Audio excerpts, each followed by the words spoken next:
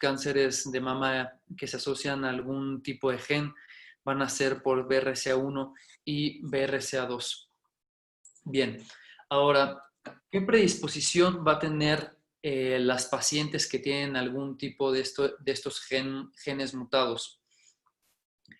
Para el BRCA1, a los 70 años, el 65% de las pacientes va a tener cáncer o ya habrá debutado con cáncer de mama, mientras que va a ser el 39% para cáncer de ovario. Y el BRCA2 con menor predisposición, 45% de estas pacientes a los 70 años van a haber cursado con un cáncer de mama y 11% con cáncer de ovario, teniendo un pico máximo de cáncer de mama en el BRCA2 a los 35 o 40 años y en los BRCA1 5 o 10 años después del BRCA2. El TP53 va a corresponder al 1% de los casos de cáncer de mama hereditario, tiene una prevalencia de 1 a 20,000 y el riesgo a los 70 años es del 54% para cáncer de mama. El PTEN, el 25% de los pacientes va a cursar en algún momento de su vida con cáncer de mama.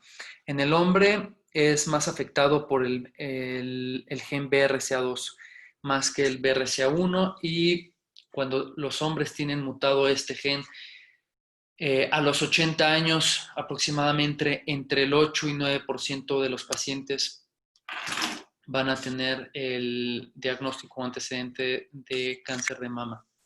Que aquí es algo muy importante de ver, ¿no? O sea, si quieres regresar la diapositiva anterior. Sí. O sea, fíjate cómo, y eso lo hemos visto o lo vemos nosotros en la clínica muy frecuentemente. O sea, ve cómo la mutación del P53, que se asocia a desarrollo de muchas más neoplasias, ¿no? Es mayor el porcentaje de cáncer de mama que incluso en aquellos pacientes con BRCA2, ¿sí?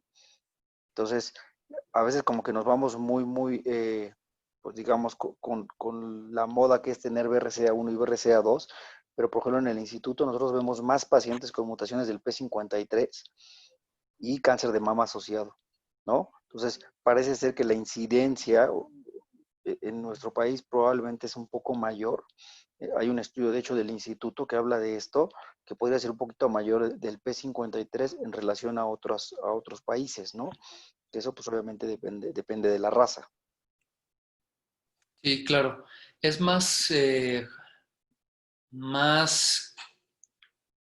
común el BRCA1 y BRCA2, por eso a veces lo escuchamos más, pero sí hay algunos otros tipos de mutaciones que predisponen o tienen una penetrancia todavía más alta.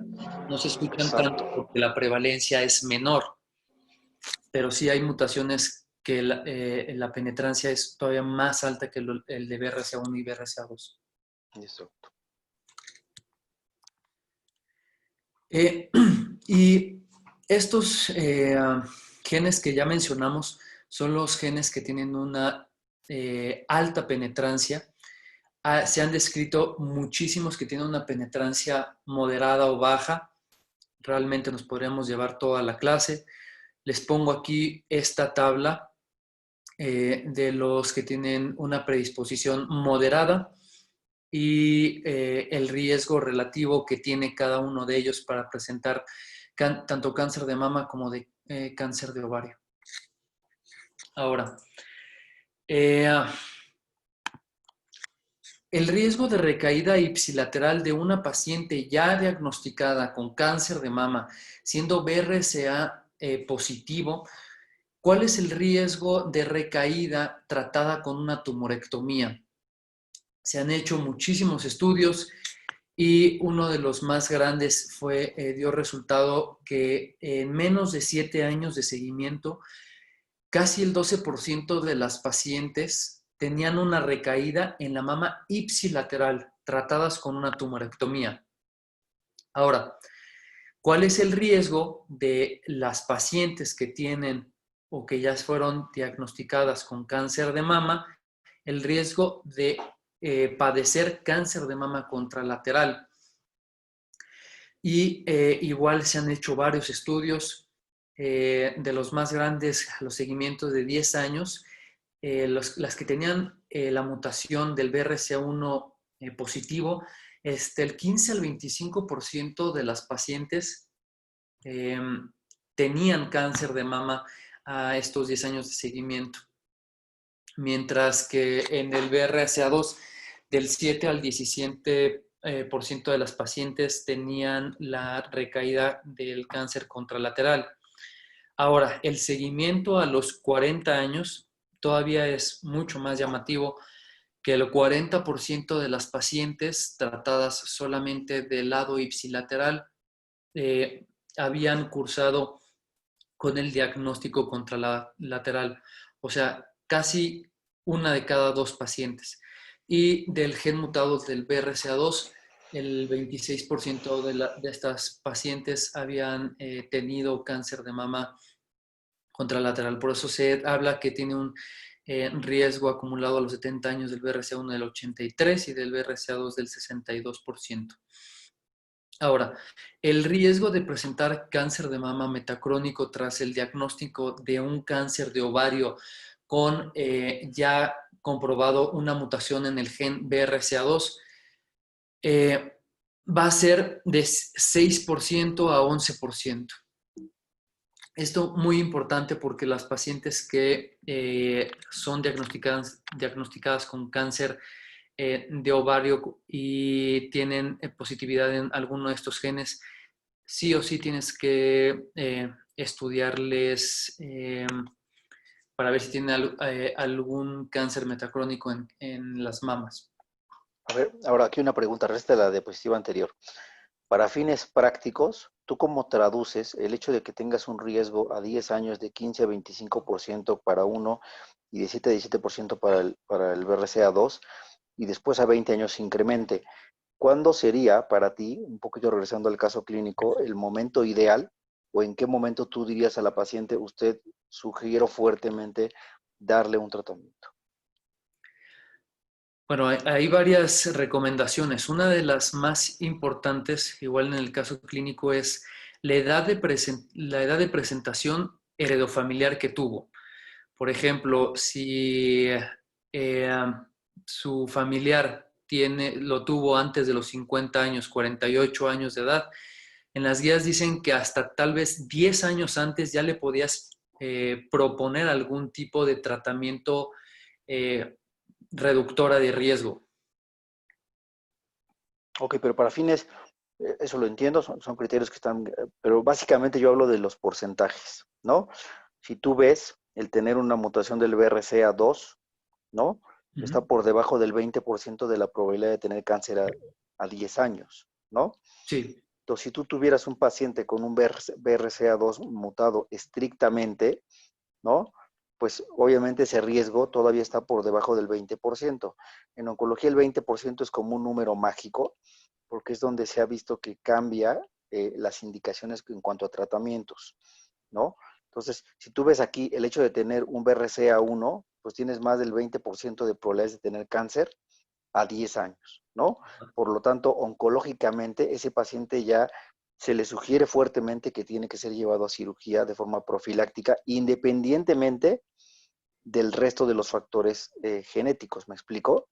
Sí, al Nada momento más por el hecho de tener un BRCA1, ¿no? exacto, justo en el momento del diagnóstico de cáncer de mama, vamos a ver, en una de las dos mamas, por el alto porcentaje de recidiva contralateral, tendrías Correcto, ya que proponerle o hablar con la paciente para hacerle una reductora de riesgo.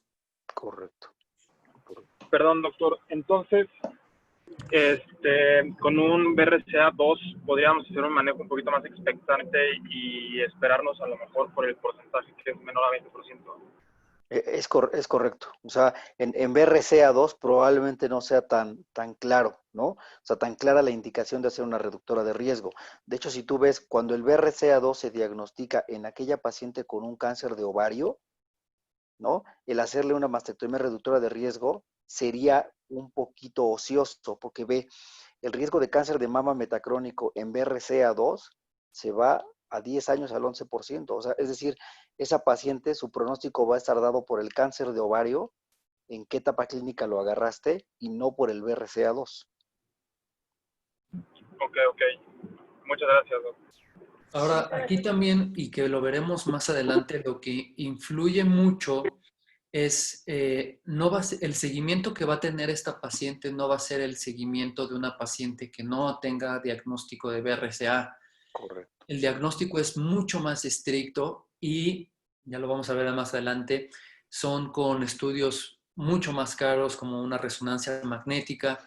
Y también en casi todas las guías que leí, un aspecto muy importante que mencionan es si la paciente se siente cómoda y segura de solamente llevar un seguimiento, ya con este miedo como dice el doctor, de tener un 20%, una de cada 5 de las pacientes va a volver a tener el diagnóstico de cáncer contralateral. Pero sí cambiaría a uno. ¿Cómo? Sí cambiaría si es BRCA1. Sí. Todo el tratamiento. ¿Me lo puedes repetir, Flor, por favor? Sí, que si fuera BRCA1, tu manejo sí cambiaría. Sí, claro. Sí. Y también, ¿cuál es la probabilidad de que se presente el cáncer de ovario metacrónico tras el diagnóstico de cáncer de mama? O sea, que fuera al revés. Ahorita lo vamos a ver justo en el de ovario. ¿Verdad? Ok. El 74% de los pacientes que va a tener cáncer de mama del BRCA1, el 74% va a ser carcinomas ductales infiltrantes. Casi como en las pacientes esporádicas. Lo único que va a cambiar aquí va a ser que del 80 al 90% de estas pacientes van a tener expresión de receptores triples negativos, a diferencia de las pacientes esporádicas que más o menos varían en diferentes estudios, pero no pasan del 50, 30, 40%, y van a tener un mayor grado histológico. De los BRCA2 van a ser similares al cáncer de mama no BRCA positivo. El ductal infiltrante igual van a estar en el 76% de los casos. Y aquí mucho mejor, el 16% solamente van a ser el triple negativo. Esto es muy importante por el tratamiento que le vas a ofrecer a estas pacientes. Y el cáncer de ovario, el 75% van a ser carcinomas serosos de alto grado. Casi, o más bien 0% de los cánceres de ovario BRCA positivo van a ser de estirpe no epitelial. Ahora, un poquito de lo del caso clínico. ¿Qué pacientes o qué criterios tenemos que tener para ya nosotros poder realizar algún estudio genético? Las guías españolas de cáncer ponen estas: mujeres con antecedente metacrónico o sincrónico de cáncer de mama, aquellas pacientes que se le diagnostica menos de 40 años, que tiene antecedente ya contralateral, un cáncer de ovario epitelial no mucinoso, que tengas cáncer de mama siendo hombre, que tengas 2 o más familiares de primer grado con alguna combinación de las siguientes, que tengas cáncer de mama bilateral, o otro tipo de cáncer de mama, pero ya no menos de 40 años, sino menos de 50 años, cáncer de mama más cáncer de ovario, y si tienes 3 o más familiares directos con cáncer de mama y o cáncer de ovario también. En cuanto a las guías de Colima, casi son las mismas, solamente lo que agrega aquí es también pertenecer a grupos de alto riesgo, como ya lo habíamos comentado, como estos judíos Ashkenazi, o en varones también los BRCA se han asociado a cáncer de próstata en pacientes bastante jóvenes, menos de 40 años, entonces en estos pacientes también podrían ser candidatos a que se les hiciera algún estudio genético. Ahora sí, ¿qué se tiene de la prevención primaria? La mastectomía radical bilateral va a reducir un riesgo relativo desde el 93 hasta el 100% en las pacientes. Perdón, la mastectomía no es radical, ¿eh? ¿Perdón? La mastectomía no Perdón, es radical, esa es mastectomía mastectomía reductora de riesgo. reductora de riesgo, sí, perdón, no es radical, es reductora de riesgo. Esta va a reducir desde el 93 hasta un 100%. Del BRCA1 tiene un beneficio de una supervivencia global y específica para el cáncer de mama. Y ahora sí lo que preguntaba, no sé si Flor, 0.8 al 5% cuando se hacen la mastectomía reductora de riesgo, se detecta cáncer de mama que no se había diagnosticado ni por el estudio de ultrasonografía ni mastografía y tampoco por resonancia magnética. Se recomienda siempre la resonancia magnética preoperatoria y estudio histológico minucioso en estas pacientes. Y siempre se va a recomendar una resonancia magnética un año después de la mastectomía reductora de riesgo para valorar el tejido mamario residual y posteriormente a esto un ultrasonido cada año. En cuanto a la salpingoforectomía bilateral profiláctica, esta se va a recomendar cuando se haya finalizado el deseo gestacional.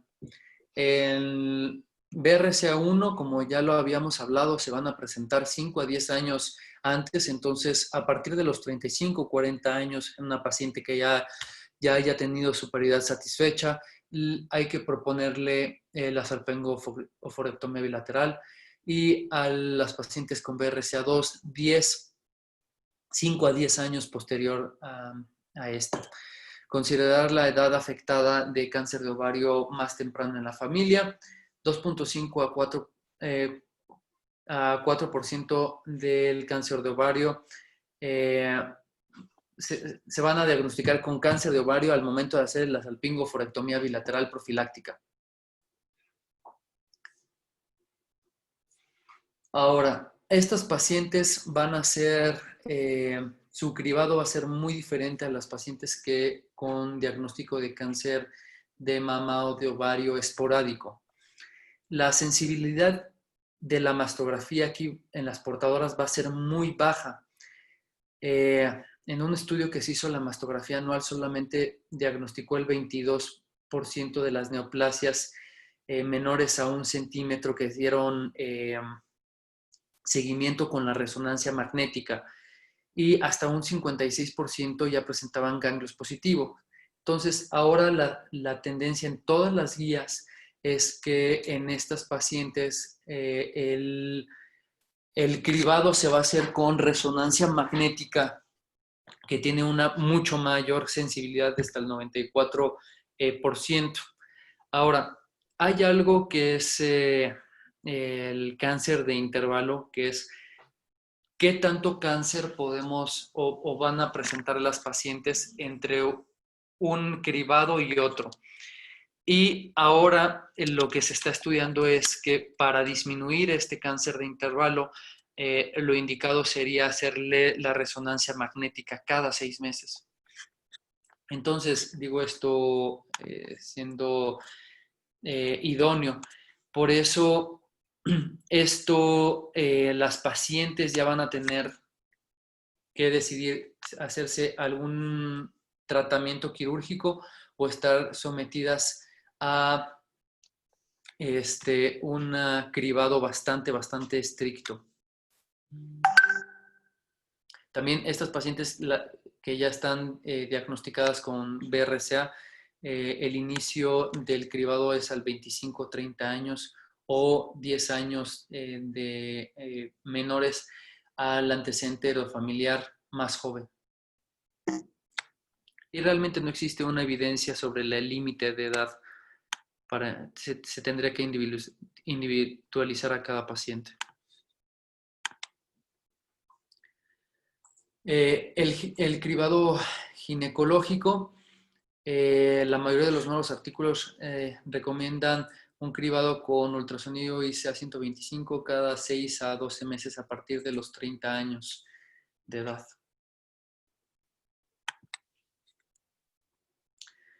Ahora, de los factores que pueden modificar el riesgo, encontré que la quimioprevención con tamoxifeno que les dan de 1 hasta 4 años, sí está descrito que disminuye el riesgo relativo de padecer cáncer de mama. De cáncer de ovario, los anticonceptivos orales sí se ha demostrado que también disminuye el riesgo relativo de padecer cáncer de ovario. La paridad, la edad del primer hijo, la edad de la menopausia y la edad de la menarquia son factores que también predisponen el riesgo de estas pacientes de tener cáncer. Muy bien, ahora contestando la pregunta, ¿esta paciente tiene indicación para un estudio genético? Sí, sí tiene indicación. Ahora, si le hiciéramos el estudio genético y hubiera un BRCA 1 positivo y la paciente te preguntara qué porcentaje de padecer cáncer de mama tuviera durante su vida, el 65% de las pacientes van a tener cáncer de mama a los 70 años. Hablas con ella, esta mujer de 36 años, su tía materna falleció a los 48, le podrías platicar de la mastectomía reductora de riesgo, qué porcentaje disminuye el riesgo de cáncer de mama, desde el 93 hasta el 100% dependiendo la técnica quirúrgica. Esta paciente te pregunta si tiene algún mayor riesgo de presentar cáncer de ovario. La respuesta es sí. ¿Qué riesgo tiene de presentar cáncer de ovario en su vida? Ya sabemos que en los BRCA1 positivo, el 39% de las pacientes va a tener cáncer o va a tener el historial de cáncer de ovario a los 70 años. Hasta aquí no sé si alguien tenga alguna duda, pregunta de cáncer de mama y ovario. Yo, o sea, bueno, para el cáncer de mama tenemos pues, la mastografía o la resonancia, bueno, la mastografía. Y para el cáncer de ovario, entonces, ¿qué utilizaríamos como para hacer un tamizaje? ¿Así se utiliza o no se utiliza? Ultrasonido y CA-125. Anualmente a partir de los 30 años. O sea, y se utiliza en pacientes BRCA positivas, ¿no? O sea, no hay ningún estudio, como la mastografía está muy debatible, pero en el cáncer de ovario todavía menos, no hay ningún estudio que haya demostrado que el hacer tamizaje para cáncer de ovario sea efectivo, ¿no? O sea, costo-beneficio. Sí se hace en pacientes que ya tienen la mutación, ¿no? O sea, solamente en esas pacientes, no digamos a población abierta. Y lo que decías de la mastografía, pues es lo que se espera. Yo no sé si tú conozcas cuál es el número necesario a tratar para pacientes que tienen, o sea, en mastografía, ¿cuántas mastografías tienen que hacer para diagnosticar un paciente con cáncer de mama? Sí, en un estudio solamente el 22% de las pacientes que por histopatología se corroboró el cáncer de mama salieron con alguna lesión BRAF 3 o más. Entonces, realmente la sensibilidad en este tipo de pacientes no es como las pacientes esporádicas. Por eso la tendencia es que se realicen la resonancia magnética. Y de lo que había comentado Flor, sí, esto del ultrasonido y del CA-125 son pacientes que ya tienen diagnóstico de una mutación en el gen. Lo que estaba leyendo también en los artículos es que es difícil en nuestra población que una paciente de 30 años tenga ya diagnóstico de algún gen mutado. Entonces, generalmente ya cuando debutan con con el cáncer no son pacientes de 30 años, sino son pacientes más añosas y por lo tanto son estadios clínicos más tardíos. Claro. Mi pregunta iba un poco encaminada a que cuando tú haces mastografías en población abierta, ¿no? Depende del estudio que tú leas, pero va de 3.000 a 5.000 mastografías para diagnosticar una paciente. O sea, el número necesario de tratar es muchísimo, ¿no? Y es lo que evidencia ahorita que el hecho de que tú tengas un paciente con una mutación del BRCA1, del BRCA2, el estudio de elección no sea la mastografía, sino la resonancia magnética, porque la sensibilidad es mucho más alta que en las mastografías, ¿no? Pero Sí. probablemente ahí van otros intereses mayores, el hecho de hacer las mastografías a población abierta, ¿no? Cuando ya está muy claro que no es tan útil. Sí, sí, claro. Y también lo que decían algunos artículos es, pues, qué tanto es viable el seguimiento de una resonancia magnética en las pacientes 1 o 6 meses. También eso. Sí. No sé si alguien tenga alguna otra pregunta acerca de cáncer de mama o de ovario.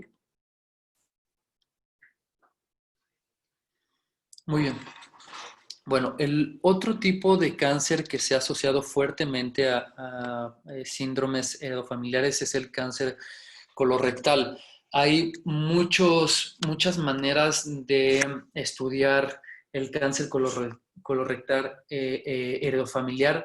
El que a mí más me gustó y creo que se me hace más fácil es dividirlo en aquellos pacientes o el cáncer colorectal polipósico y en el cáncer colorectal no polipósico.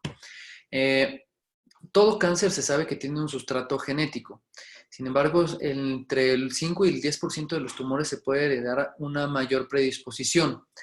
Del cáncer colorectal polipósico, el más frecuente por mucho es la poliposis anematosa familiar, el PAF.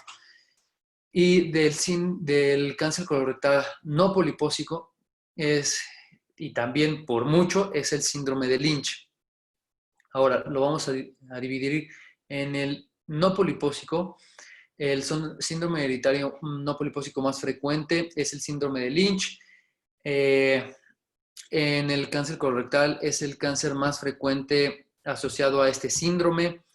Y el segundo es el síndrome X, que tiene un riesgo de 2.3 veces mayor, 2 años más de presentación contra el síndrome de Lynch. La progresión es más lenta y en estos pacientes la colonoscopía está indicada cada 3 años a partir de los 45 años de edad. Realmente el cuadro clínico va a ser similar al síndrome de Lynch, pero mucho más atenuado.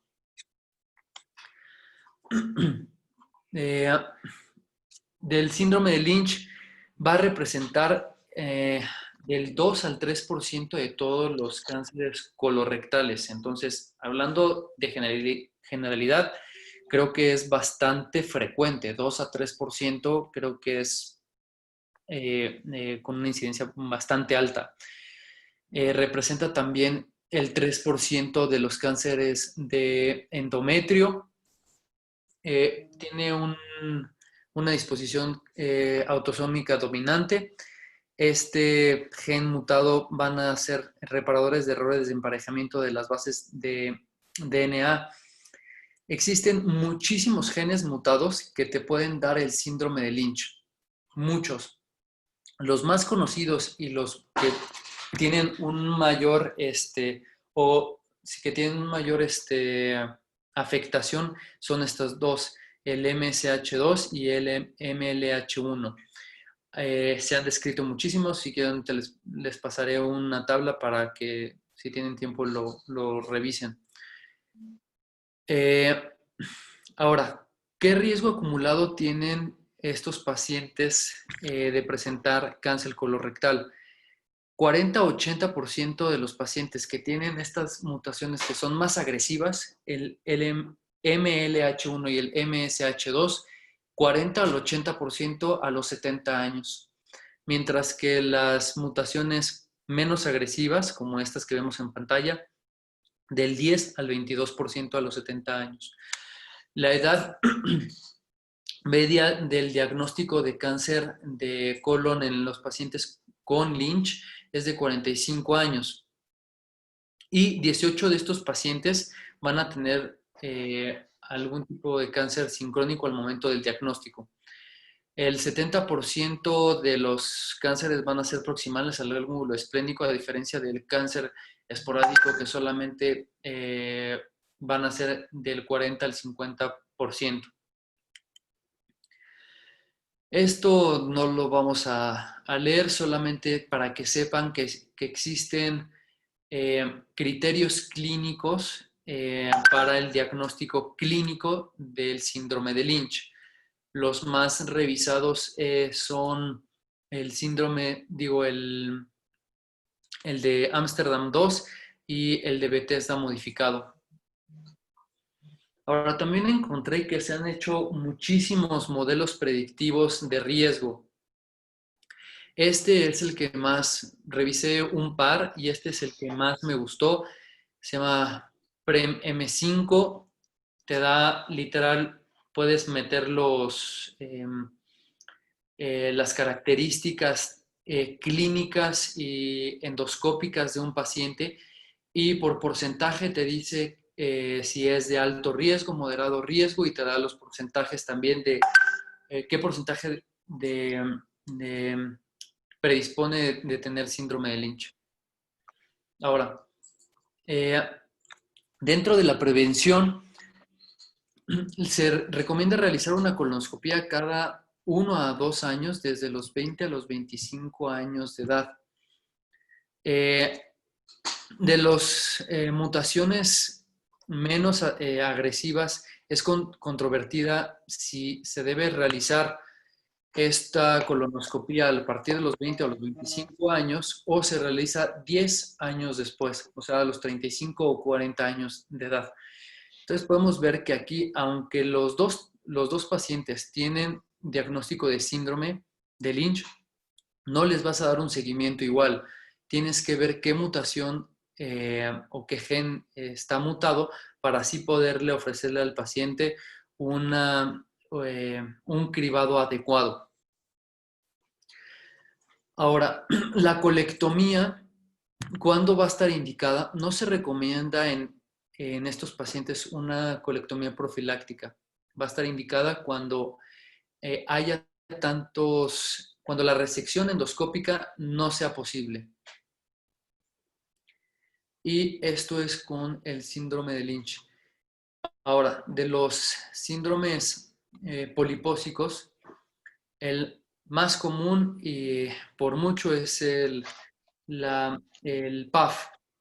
Podemos ver que existen 4 tipos de pólipos: los adenomatosos, los amartomatosos, los cerrados y los mixtos. En este cuadro de aquí abajo ponemos si el endoscopista te reporta alguno de estos pólipos, pues a cuál gen podría estar relacionado. Ahora, si el endoscopista te reporta más de 10 pólipos adenomatosos, más de 2 pólipos amartomatosos, más de 5 pólipos cerrados en el colon proximal, o si tiene algún familiar de poliposis, esto ya te va a hacer sospechar o te tiene que obligar a paciente. No se hace el diagnóstico, pero sí te tiene que hacer sospechar y tienes que investigar. Ok, del PAF es el segundo cáncer colorectal después del síndrome de Lynch. Va a estar presente en 1 a 10,000 o a 30,000 individuos. Va a ser el 1% a diferencia, como ya lo habíamos visto de Lynch, que es el 2, el 3%. Este va a ser el 1% de todos los cánceres colorectales. Tiene una aparición mucho más temprana que el de Lynch. Esto te va a caracterizar por tener cientos o miles de pólipos adenomatosos. Esto es de la forma clásica. Ya veremos que hay una forma de PAF atenuada que no llegan a ser 100. el cuadro clínico es mucho más atenuado que el de la forma clásica.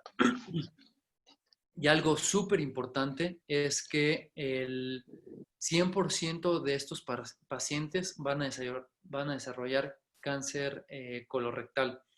De hecho, hay algunos artículos que dicen que el 100% a los 45 años van a tener el diagnóstico de cáncer.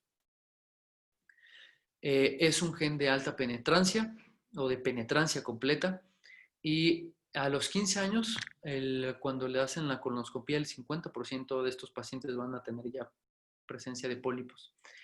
Y a los 35 años, más del 95%. Realmente, si tienes 40 años y no encuentras algún pólipo, casi puedes descartar el síndrome. Esto, lo que habíamos ya comentado, se van a dividir en dos, el PAF clásico y el PAF atenuado. El PAF clásico con más de 100 pólipos, el atenuado con menos de 100 pólipos. El 100% de estos pacientes cursan con cáncer a los 40 años. Y importante aquí es que también estos pacientes van a tener manifestaciones extracolónicas. Van a tener pólipos en todo el tracto digestivo, desde el fondo gástrico, van a tener también pólipos duodenales en todo el intestino delgado. En esta tablita se compara el riesgo de la población general con el riesgo de los pacientes con PAF. Y si podemos ver aquí, los pólipos gastrodenales son mucho más frecuentes o tienen un riesgo relativo mucho más importante. Y si pueden ver aquí en los tumores de desmoides, hasta el 30% de los pacientes con PAF pueden tener los tumores desmoideos, que leí también en varias revistas que son realmente a veces una pesadilla. Ya los pacientes que le hacen colectomía, los pacientes 50, 55 años, de lo que se van a morir son de algún tumor desmoideo. Los osteomas realmente pocas veces van a tener alguna presentación extrínseca, pero por lo que se van a morir los pacientes que ya tienen una colectomía profiláctica van a ser por los tumores desmoideos. También se ha relacionado con cáncer de tiroides. Ahora, ¿cómo es el diagnóstico? Más de 100 pólipos adenomatosos te hace el diagnóstico. Con la sospecha más de 10 pólipos y lo tienes que mandar sí o sí con algún estudio genético. A estos pacientes que ya tienen un diagnóstico, ¿cómo va a ser el seguimiento? Le tienes que hacer una colonoscopía a partir desde la primera, segunda década de la vida y anualmente. Como ya les había dicho que estos pacientes también cursan con poliposis en todo el tracto gastroentérico, existe esta estratificación de Spiegelman, en donde es el seguimiento de los pólipos gastroduodenales. O sea, en la última columna es el seguimiento de las endoscopías, según el número de los pólipos y del tamaño de estos. De esta tabla, lo más importante es la primera columna. En la PAF clásica, desde los 10 a 12 años, le vas a hacer la colonoscopía. Y en la PAF atenuada o las asociaciones en las mutaciones MUTYH, cada 1 a 2 años, pero 8 años más tardío, a partir de los 20 años. ¿Cuándo va a estar indicado la colectomía?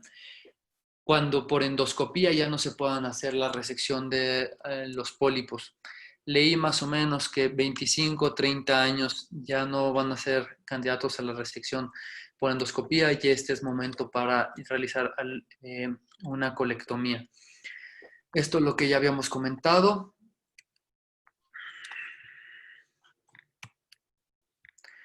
el seguimiento que le tienes que dar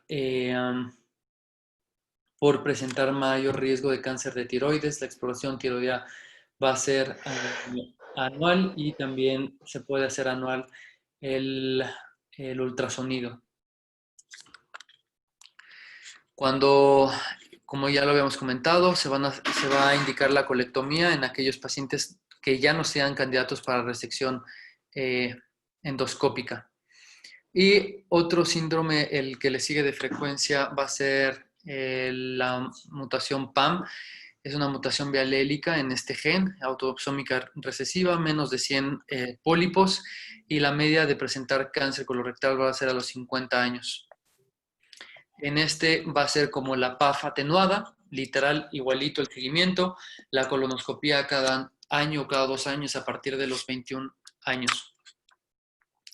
Y de los que tienen menor frecuencia, la poliposis juvenil, el síndrome de Cowden, el de Peutz-Jeghers, el de la poliposis juvenil, 1 en cada 100,000 habitantes. Cómo se van a presentar estos pacientes con rectorragia, anemia.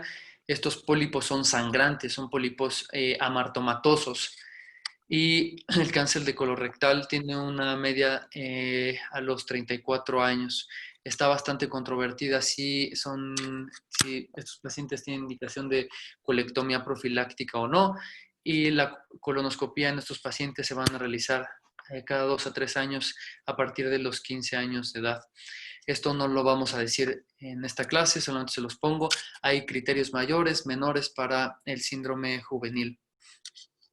El síndrome de Cowden, que también lo importante aquí, que estaba mencionando con el doctor, es que tiene una relación muy estrecha con el cáncer de tiroides. Entonces, si tienes 2 primarios, cáncer colorectal, tiroides, te harías hacer sospecha de este síndrome.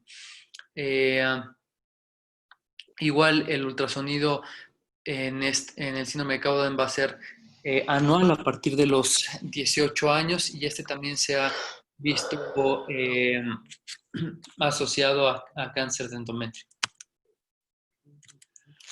Y también el síndrome de Peutz-Jeghers con una incidencia menor, 1 a 120,000. Este también se va a caracterizar por tener pólipos en todo el tracto gastroentérico. Y el seguimiento que se tiene que dar a estos pacientes. Por último, el síndrome de Lynch también se ha visto relacionado con otro tipo de cánceres. Cáncer de ovario y cáncer de estómago literal. Por eso, en pacientes ya con diagnóstico de cáncer de síndrome de Lynch, tienes que hacerle el cribado que ven en la pantalla para el diagnóstico de los otros tipos de cánceres. Y lo que encontré para nosotros, las banderas rojas que debemos de tener en cuenta para nosotros poder referir a un paciente a un estudio genético, a un genetista, básicamente son estos, pacientes con antecedente o con antecedente de cáncer, jóvenes menos de 50 años, realmente son candidatos para mandarlos al genetista. Y no sé si tengan alguna duda. ¿Comentario?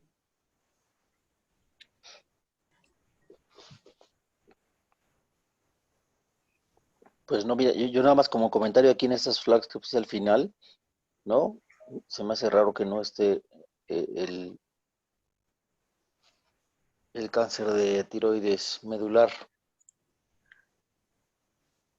Sí, estas son las que, pero igual leí que también se asocia mucho a otros cánceres primarios. Sí, o sea, el cáncer medular de tiroides es uno de los tumores que sí o sí todos van al genetista, ¿no? O sea, incluso aunque sea el caso índice, tiene que ir a genética nada más por el hecho de tener ese diagnóstico.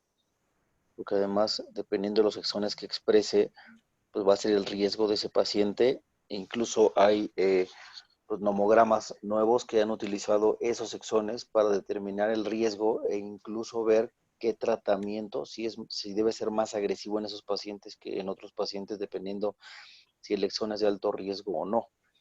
Entonces, yo creo que este cuadro al final es muy, muy importante y, pues como decía un maestro en el instituto, y es algo muy claro. O sea, si tú no sospechas algo genético, ¿no? Nunca lo vas a diagnosticar. Entonces, pareciera que la historia clínica fue algo tedioso estar preguntando si A la lo mejor, abuelita o el tío o el primo tiene antecedentes, a lo mejor pero, se duerme. perdón, Perdón, no, perdón. lo que pasa con esos pacientes es que tú sí tienes que ser muy intuitivo en el sentido de preguntar específicamente si ha tenido o no ha tenido antecedentes de cáncer en la familia. Y muchos de ellos sí lo saben y otros lo niegan. Entonces, cuando tú te enfrentas a un paciente que tiene un probable cáncer hereditario, sí hay que hacer mucho hincapié en que es importante conocer los antecedentes personales para poder ayudarles de una mejor manera. Y obviamente cuando tienes la sospecha de ese cáncer, en lo que tienes el estudio de genética, está completamente justificado hacer los estudios de extensión para determinar un segundo primario, ¿no? O sea, por ejemplo, en el caso de que yo tenga un cáncer de tiroides y que sospecho que tiene un síndrome de Cowden o que sospecho que tiene un síndrome de Lynch, pues estoy obligado a mandarlo a hacer los estudios en lo que el genetista tiene su valoración, ¿no? Y nosotros, pues probablemente como es un hospital que es de referencia, sí vemos cada vez más frecuente, pues, digamos, cánceres familiares, ¿no? O sea, sí es algo que lo tenemos muy presente, incluso hay una clínica de cáncer hereditario en el instituto que se encarga de estos pacientes, pero definitivamente los que tenemos que estarlos mandando somos nosotros, ¿no? Ok, perfecto. Perdón, yo nada más una pregunta. En el cáncer colorectal hereditario, la indicación siempre cuando ya no se pueden tratar por endoscopía es colectomía total. Pues Sí, yo sí, aunque yo diría que depende de o sea, depende de la persona que esté viendo al paciente, ¿no? O sea, depende de la experiencia que tenga, depende de, obviamente, la experiencia que tenga con el tipo de reconstrucción. Desde el punto de vista académico, pues sí, la respuesta es sí, es colectomía total, ¿no? Desde el punto de vista práctico, yo la realidad es que muy pocas veces he visto pacientes con poliposis que son llevados a colectomía total.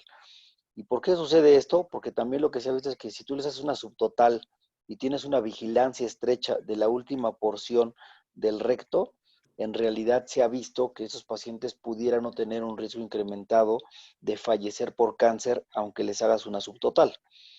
Pero en realidad creo que va más a depender de la experiencia del cirujano y del centro donde lo estén tratando, ¿no? Porque si hay estudios que comparan subtotales versus totales y la realidad es que en la supervivencia no le pegan, solamente pues sí tienen mayor riesgo de recurrencia en el sitio que dejas del recto. Pero lo que se ha visto es que esas porciones tratadas con resecciones endoscópicas pues pueden ir bastante bien durante bastante tiempo. El problema de las totales, pues ya sabemos que es la morbilidad y obviamente la afección de calidad de vida del paciente, ¿no? Que en muchas ocasiones pues tienen una muy mala calidad de vida, sobre todo si el médico que las opera no tiene la experiencia en preservar el esfínter, ¿no? también lo que Gracias. estaba leyendo, Fer, es que, por ejemplo, en la PAF, en niños que tienen 15 años, lo hacen una colonoscopía y el 50% de esos niños o pacientes ya tienen pólipos, tienen múltiples pólipos. Entonces, realmente lo que decía un estudio es que pues son niños literal y les tienes que quitar todo el colon. Entonces, como que estaba muy debatido cuándo tendría que ser la edad para hacerle la colectomía. Ahora, también mencionaban que no tardan mucho estos pacientes en que los endoscopistas ya no pueden quitar los pólipos. O sea, por ejemplo, no hay un paciente general, o sea, no se presenta tan común así que pacientes más de 30, 35 años sigan siendo candidatos de la resección por colonoscopía de estos pólipos. Generalmente, ya cuando el colonoscopista o el endoscopista te dice que ya no los puede quitar, son a edades muy tempranas, 25, 26 años, pero ya en un paciente pues, con mayor, ¿cómo decirlo? Pues ya tiene más idea de lo que se va a someter. No sé si quedó más clara la pregunta. Sí, gracias, Juana. De hecho, lo que en el instituto hacen, casi todos son subtotales, ¿eh? En pacientes con poliposis adenomatosa familiar, casi todas son subtotales y la realidad es que también tienes que tener un endoscopista que sea avesado, ¿no? Y que obviamente es mucho más fácil vigilar un segmento más corto del colon o del recto en este caso, que estar vigilando todo el colon. Si le das una subtotal, yo sí creo, bueno, yo siempre he pensado que no me haría o más bien no le haría a un paciente lo que yo no me haría, y la realidad es que quedar a los 25, 22 años con incontinencia, pues creo que es algo que tiene que tener uno bien claro y que el paciente lo debe de saber, ¿no? Porque para uno, pues lo de menos es quitarle todo el colon, pero sí realmente la calidad de vida de esos pacientes es muy mala. Entonces, mientras no haya estudios más grandes o mayor experiencia en hacer realmente continentes a los pacientes, pues yo creo que no deja de ser una buena opción hacer subtotales y vigilar esa última parte del recto, ¿no? Gracias. Sí.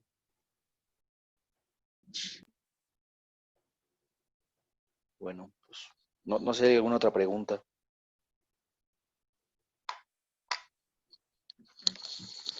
Creo que no, doctor. Muchísimas gracias por todos los comentarios. No sé si alguno de mis compañeros tiene otra pregunta.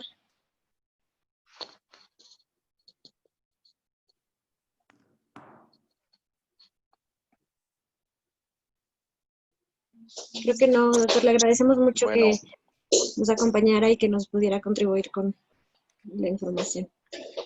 bueno, muy bien. Pues saludos a todos. Gracias. Muchas gracias. Muchas gracias. Hasta luego, buen día. Bye.